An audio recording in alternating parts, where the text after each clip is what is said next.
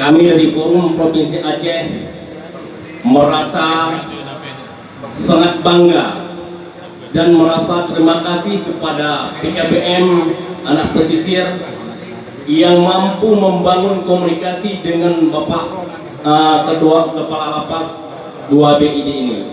Ini adalah merupakan sebuah apresiasi yang sangat tinggi kepada PKBM Anak Pesisir, di mana inilah yang tugas PKBM yang sebenarnya.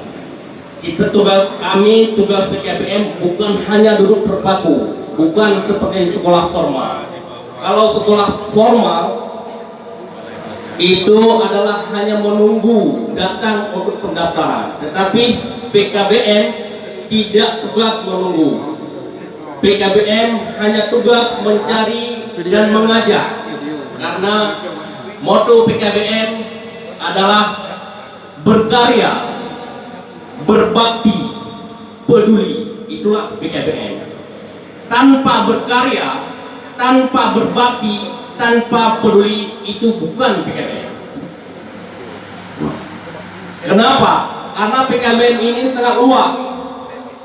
Seperti hari ini PKBM Anak Pesisir telah membangun komunikasi dengan Kepala Lapas. Ini adalah merupakan momen yang sangat penting yang bermanfaat kepada warga yang bermasyarakat di lapas.